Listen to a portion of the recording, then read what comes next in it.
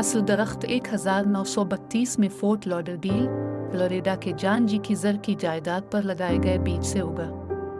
کیسر ہائبرڈ آم اگانے کے لیے جانا جاتا تھا اور بعد میں پولیس چیف کے ساتھ ساتھ عدالت کا کلرک بھی بن گیا۔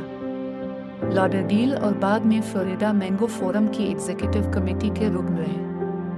اس درخت کو ساگون آم کا ایک پودا سمجھا جاتا تھا، تاہم 2005 کے نسبتی تجزیے سے اندازہ لگایا گیا تھا کہ ہیڈن ممکنہ طور پر والدین تھے، لیکن یہ اس حقیقت سے پیچیدہ ہے کہ فلوریگن ایک پولی ایمبریونک آم ہے۔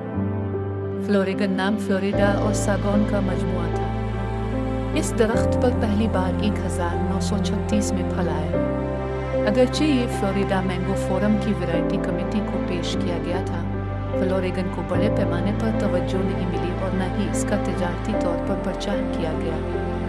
تاہم حالیہ دہائیوں میں فلوریگن اپنے بہترین ذائقے، اچھی پیداواری خصوصیات اور بیماری کے خلاف مزاحمت کے لیے پہچانا گیا ہے۔ اور اب اسے فلوریڈا میں نرسری سٹاک کے طور پر فروخت کیا جاتا ہے اور ساتھ ہی محدود تجارتی پیمانے پر اگایا جاتا ہے۔